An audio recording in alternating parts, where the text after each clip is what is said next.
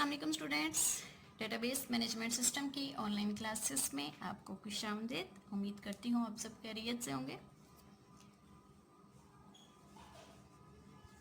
Today our topic is about commands of SQL. हम लोग previous lecture में हमने एसक्यूएल के बारे में पढ़ा, इंट्रोडक्शन पढ़ा उसका, उसके फीचर्स के बारे में देखा था हमने। तो उसमें हमने पढ़ा था डीटीएल और डीएमएल, डाटा डेफिनेशन लैंग्वेज के बारे में पढ़ा था, डाटा मैनिपुलेशन लैंग्वेज के बारे में पढ़ा था। और ये सारी चीज़ें आपके पास कोई ना कोई कमांड्स जो इसमें इस्तेमाल की जाती थी, जिनके ज़रिए हम डेटाबेस में से डाटा को रिट्रीव कर सकते हैं। तो वो कौन सी कमांड्स हैं, उनको हम किस तरह से जो है वो लिखते हैं, सिंटैक्स उनका क्या होता है।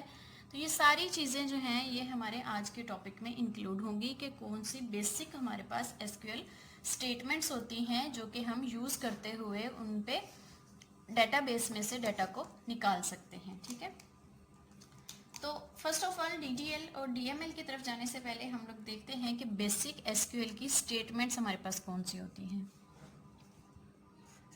सो today our topic is basic SQL statements.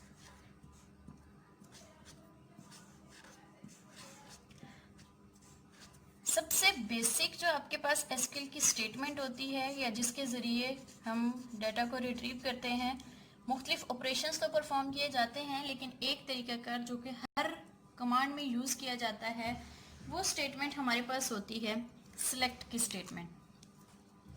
ये ऐसी स्टेटमेंट है कि आपके पास आपने रोज को सिलेक्ट करवाना है, कॉलम्स को सिलेक्ट करवाना है, हर टाइप की जो सिलेक्शन की जाती है वो आप सिलेक्ट स्टेटमेंट से कर रहे होते हैं।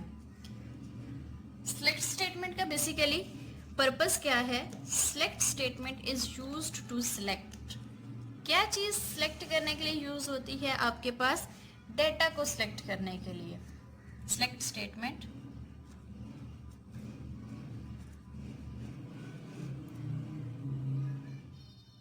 यूज्ड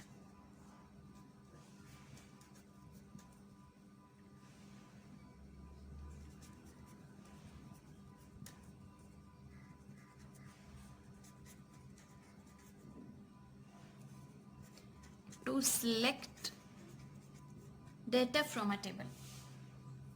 डाटा हमारे पास चाहे वो रोज कॉलम्स जिसको भी हमने सेलेक्ट करवाना है, तो बेसिकली इसका पर्पस क्या होता है? सिलेक्ट करवाया जाता है डाटा। कहाँ से करवाया जाएगा? From database. डेटाबेस में से, फ्रॉम डेटाबेस टेबल। डेटाबेस में बने हुए टेबल्स में से डाटा को सिलेक्ट करने के लिए हम लोग सिलेक्ट कमांड जो है या सिलेक्ट स्टेटमेंट इस्तेमाल करते हैं।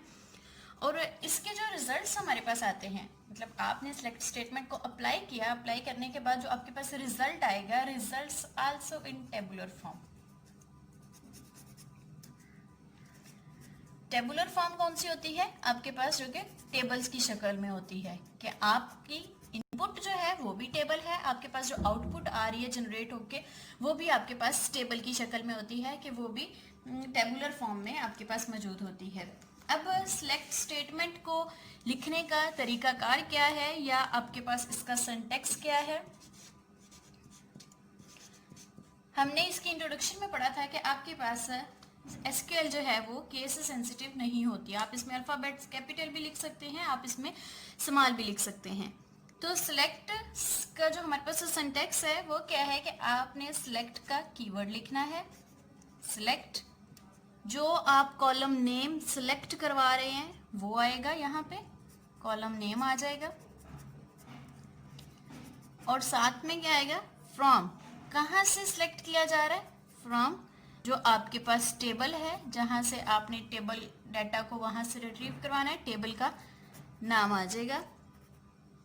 और एट द एंड हमारे पास सेमी कॉलन आता है। ये है इसका कंप्लीट सिंटैक्स कि आपने सिलेक्ट कमांड को लिखना किस तरह से है। Select column name from table name, column name table name, कौन से टेबल में से कौन से कॉलम को सिलेक्ट करना है, ये हमारे पास बेसिकली इसका सिंटैक्स है सिलेक्ट को। अब डिफरेंट टाइप की जो है वो हमारे पास आती है। हम एक कॉलम को भी सिलेक्ट कर सकते हैं, हम एक से ज़्यादा कॉलम्स को भी सिलेक्ट किया जा सकता है, या एट अ टाइम एक टेबल में रहते हुए हम सारे कॉलम्स को भी सिलेक्ट कर सकते हैं। तो बेसिकली हमारे पास क्या है कि हम एक कॉलम को भी सिलेक्ट वन कॉलम, हम इसके बारे में भी देखेंगे कि अगर हमने एक कॉलम को सिलेक्ट करना है तो उसके लिए हमें क्या कमांड लिखनी पड़ेगी, क्या स्टेटमेंट लिखनी पड़ेगी।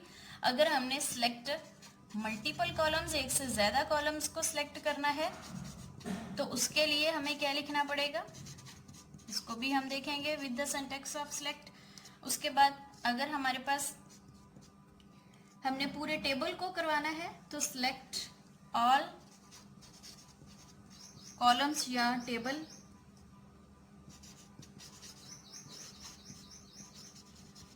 या फिर एक और हमारे पास होता है कि हम पूरे टेबल में से या एक कॉलम में से अगर हमारे पास रिपीट हो रही है वैल्यूज, तो हम चाहते हैं कि रिपीट ना हो वैल्यूज, तो हम उसमें से सिलेक्ट करवाते हैं on the basis of distinct.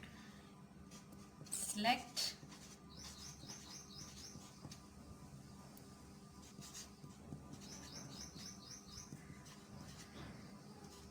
तो ये भी हम देखेंगे कि डिस्टिंक्ट स्टेटमेंट को जो है वो कॉलम्स पे कैसे अप्लाई किया जाता है, कैसे हम उसको यहाँ पर लिख सकते हैं। ठीक है, तो सिलेक्ट को ये चारों के जरिए हमने करके इसकी स्टेटमेंट्स को सिंटैक्स के जरिए लिख के देखते हैं कि एक टेबल अगर हमारे पास है तो उसमें से एक कॉलम को कैसे जनरेट करना है, उसका रिजल्ट हमारे पास क्या आएगा, मल्टीपल का क्या आएगा, ऑल कॉलम्स हैं तो उसके लिए हमें क्या लिखना पड़ेगा।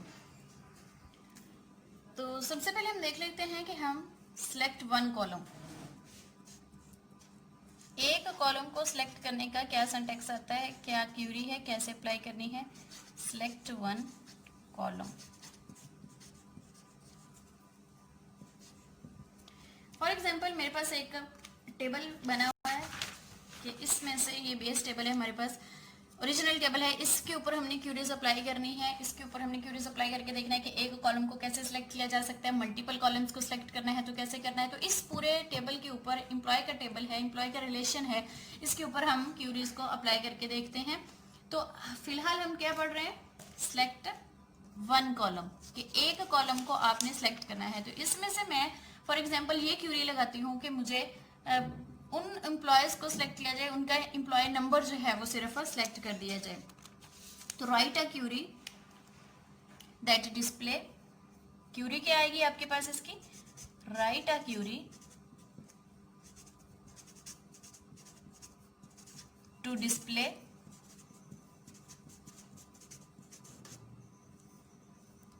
Employ number from employ table.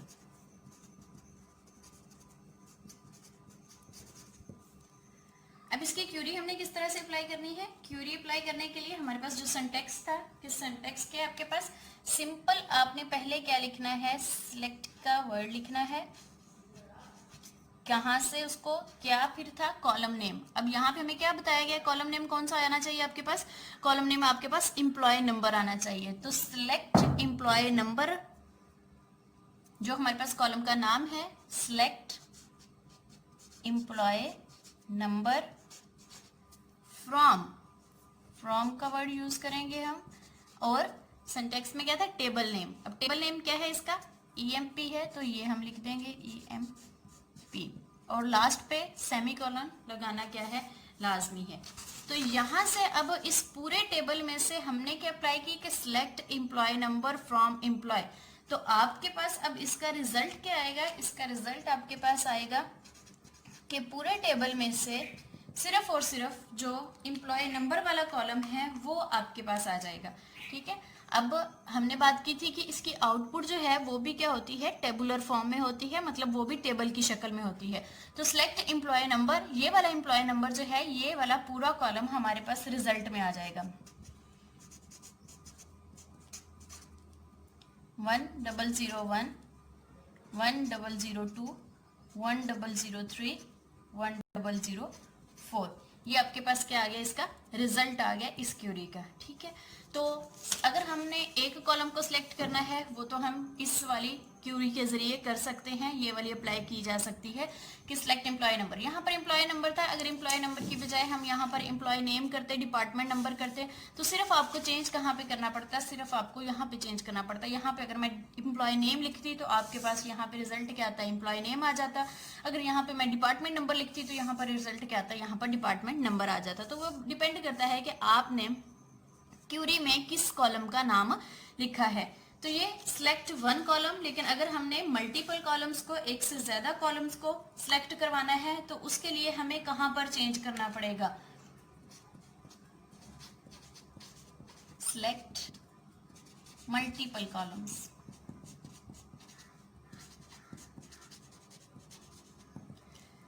कोई ज्यादा चेंज नहीं है, सिर्फ क्या आएगा कि यहाँ पर अगर एम्प्लॉय नंबर एक कॉलम था तो एक से ज्यादा कॉलम्स को लिखने के लिए आपने सिर्फ सेंटर में जो है वो एक कोमा का इजाफा करना है, एक कोमा लगाएंगे, बाकी सेम आपके पास वैसे ही रहेगा। फॉर एग्जांपल मेरे पास एक क्यूरी है कि write a query to display employ number, साथ में उनका एम्प्लॉय नेम भी शो करवाया जाए, कहाँ से, एम्प्लॉय के टेबल में से। तो अब आपके पास क्या आएगी क्यूरी, सिलेक्ट एम्प्लॉय नंबर,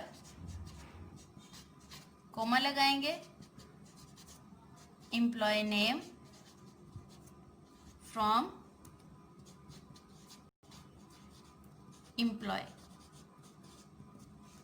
इसका रिजल्ट हमारे पास क्या आएगा, इसका रिजल्ट हमारे पास आएगा कि आपके पास एम्प्लॉय नेम का भी पूरा कॉलम आ जाएगा और साथ ही साथ एम्प्लॉय नंबर का, एम्प्लॉय नंबर और एम्प्लॉय नेम दोनों कॉलम्स आपके पास आएंगे और दोनों में जितनी भी वैल्यूज हैं वो सारी की सारी वैल्यूज आपके पास आ जाएंगी। देखिए यहाँ पे है हमारे पास कि एम्प्लॉय नेम है, एम्प्लॉय नंबर है, एम्प्लॉय नेम है, तो हमने क्यूरी क्या अप्लाई की है, क्यूरी है हमारी के select employ name, employ name को भी सिलेक्ट किया जाए और साथ ही साथ एम्प्लॉय नंबर को भी सिलेक्ट किया जाए और एम्प्लॉय नेम को भी सिलेक्ट किया जाए। कहाँ से सिलेक्ट किया जाएगा, एम्प्लॉय के टेबल में से। ये हमारे पास क्या है, ये हमारे पास एम्प्लॉय का टेबल है। अब एम्प्लॉय के टेबल में से क्या चीजें सिलेक्ट करवानी है, हमने एम्प्लॉय नंबर सेलेक्ट करवाना है और दूसरी चीज क्या है, एम्प्लॉय नेम सेलेक्ट करवाना है। तो इसके पास अब हमारा रिजल्ट इसमें क्या आएगा कि आपके पास एक नया टेबल बनेगा,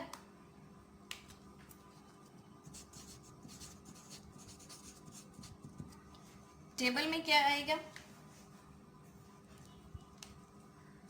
एम्प्लॉय नेम, एम्प्लॉय नंबर, दो चीजें आएंगी, एम्प्लॉय नंबर आ गया और एम्प्लॉय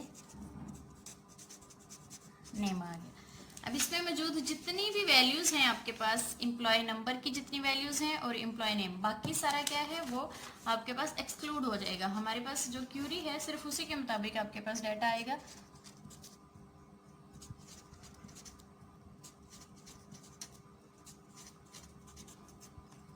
जितनी भी वैल्यूज होंगी वो सारी की सारी इसमें आपके पास रिजल्ट में टेबुलर फॉर्म में आएंगी, आपके पास टेबल की शक्ल में आएंगी, मतलब रोज एंड कॉलम्स की शक्ल में आएंगी। ठीक हो गया। अब इसके बाद थर्ड हमारे पास टाइप है कि अगर हमने एक कॉलम को सिलेक्ट नहीं करवाना, दो कॉलम्स को सिलेक्ट नहीं करवाना, हम चाहते हैं कि हमारे पास पूरे का पूरा टेबल जो है वो सिलेक्ट होकर आ जाए, मतलब ये वाला आपके पास जो टेबल है एम्प्लॉय वाला, ये सारे का सारा सिलेक्ट होकर आ जाए। तो उसके लिए हमें क्या लिखना पड़ेगा, for select all columns,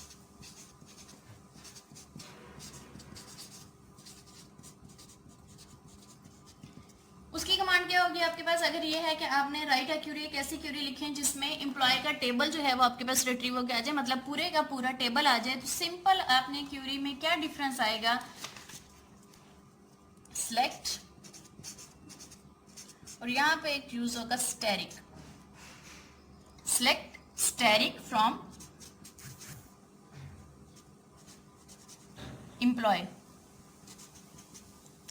select asterisk from employ. इसका मतलब क्या है कि अब आपके पास जो रिजल्ट आएगा, रिजल्ट में आपके पास क्या आएगा, ये पूरे का पूरा टेबल आपके पास रिजल्ट में आ जाएगा। तो ये तो था कि ऑल कॉलम्स को हमने अगर सिलेक्ट करना है तो किस तरह से किया जा सकता है।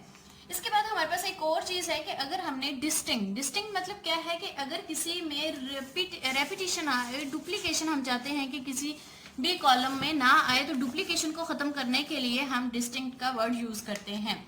तो सिलेक्ट डिस्टिंक्ट स्टेटमेंट,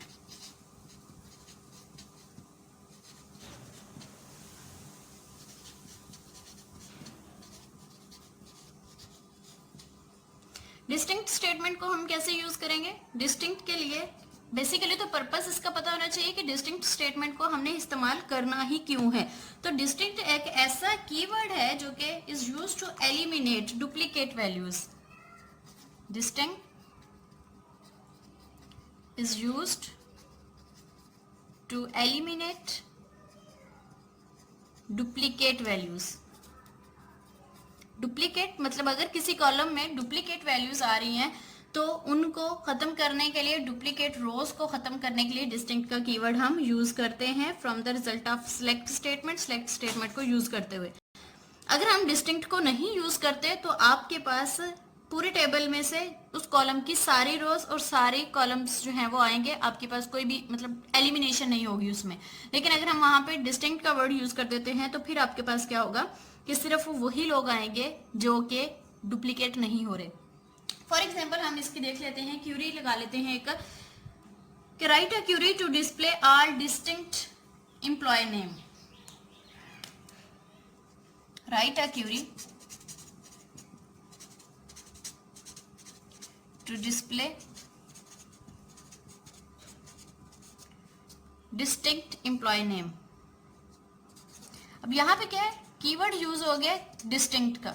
अब हमें क्या करना है कि अगर हमने एम्प्लॉय नेम को सिलेक्ट करवाना है, क्यूरी हम क्या अप्लाई करेंगे कि सिलेक्ट है आपके पास, सिलेक्ट करवाएं किसको, एम्प्लॉय नेम को, लेकिन डिस्टिंक्ट का वर्ड यूज करेंगे। Select distinct employee name from employee। अब इसका आपके पास रिजल्ट क्या आएगा, अगर हम यहां पर इसका देखें कि ये आपके पास यहां से हम जनरेट कर रहे हैं, आपके पास डिस्टिंक्ट कीवर्ड का रिजल्ट जो है वो डिस्टिंक्ट रिजल्ट्स क्या शो होंगे। सिलेक्ट हमने क्या करवाना है, सिर्फ एम्प्लॉय नेम, क्या कहा गया क्यूरी में, एम्प्लॉय नेम। तो आपके पास एक ही कॉलम आएगा एम्प्लॉय नेम का। अब उसमें वैल्यूज कौन सी आएंगी जो कि आपके पास टेबल में मौजूद हैं।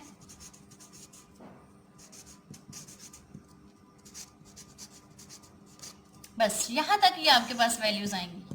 ये वाली वैल्यू क्यों नहीं आ रही, क्योंकि ये हमारे पास रिपीट हो रही है, यहां पर भी है यहां पर भी है, तो ये सिंगल टाइम एक ही दफा लिखी जाएगी। डुप्लीकेशन को हमने एलिमिनेट करना है, डुप्लीकेशन को हमने खत्म करना है, तो ये वाली वैल्यूज आपके पास यहाँ पर नहीं आएंगी। अगर हमारे पास ये वाली वैल्यू चेंज होती, कोई और होती, तो हम वो लिखते। तो इसी तरह डिस्टिंक्ट एम्प्लॉय नेम पर है, इसी तरह हम किसी और टेबल पर भी डिस्टिंक्ट का कीवर्ड यूज कर सकते हैं। तो जहां जहां पे हमें रिक्वायर्ड है कि इस कॉलम में हमें कोई भी डुप्लीकेशन नहीं चाहिए, डुप्लीकेट वैल्यूज नहीं चाहिए, तो वहां पर हम डिस्टिंक्ट का कीवर्ड इस्तेमाल करते हैं।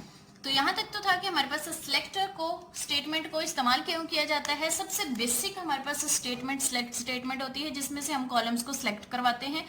वो एक कॉलम को भी सिलेक्ट किया जा सकता है, हमने देखा कि एक कॉलम को सिलेक्ट करने का सिंटेक्स क्या है, मल्टीपल कॉलम्स को कैसे सिलेक्ट किया जा सकता है, या हमने अगर पूरे कॉलम्स को, पूरे टेबल को करवाना है तो उसके लिए हमें कौन सी क्यूरी अप्लाई करनी पड़ेगी और उसका रिजल्ट क्या आएगा कि पूरे का पूरा टेबल आ जाएगा। उसके साथ ही हमने एक चीज पढ़ी कि सिलेक्ट डिस्टेंट स्टेटमेंट के अगर आपके पास हम चाहते हैं कि कोई भी यूनिक वैल्यूज आए, हमारे पास कोई भी डुप्लीकेशन आए, तो उसके लिए फिर हम डिस्टिंक्ट का कीवर्ड यूज करते हैं। तो इसका पर्पस क्या होता है, एलिमिनेट कर देता है डुप्लीकेट रोज को। फॉर एग्जांपल हमने देख लिया कि एक क्यूरी डिस्प्ले करवाएं जिसमें कि आपके पास एम्प्लॉय नेम डिस्टिंक्ट आने चाहिए। एक से ज्यादा एम्प्लॉयज के अगर सेम नाम है तो वो हमारे पास रिजल्ट में नहीं आने चाहिए। तो वो हमने देख लिया कि किस तरह से हम उसका रिजल्ट जनरेट कर सकते हैं। तो यहाँ तक हमारा सिलेक्ट के बारे में एक कंप्लीट इंट्रोडक्शन, उसका ओवरव्यू, उसकी क्यूरीज, उसकी डिस्क्रिप्शन जो है वो यहाँ तक कंप्लीट हो जाती है। नेक्स्ट लेक्चर में हम देखेंगे कि सिलेक्ट के साथ और कौन कौन सी जो है वो स्टेटमेंट्स हैं जो कि यूज की जा सकती हैं, डिफरेंट क्लासेस हैं जो हम इसके साथ इस्तेमाल कर सकते हैं, डिफरेंट ऑपरेशंस हैं जो कि हम सिलेक्ट को इस्तेमाल करते हुए कर सकते हैं। तो नेक्स्ट लेक्चर में हम इंशाल्लाह इसकी क्लासेस के बारे में पढ़ेंगे। तो अगर आपने मेरा चैनल सब्सक्राइब नहीं किया तो अभी आप सब्सक्राइब बटन पर क्लिक करें ताकि आपको आने वाले नए लेक्चर्स के बारे में इंफॉर्मेशन या नोटिफिकेशन मिल सके। Thank you so much. तब तक के लिए अल्लाह हाफिज, अपना बहुत सारा ख्याल।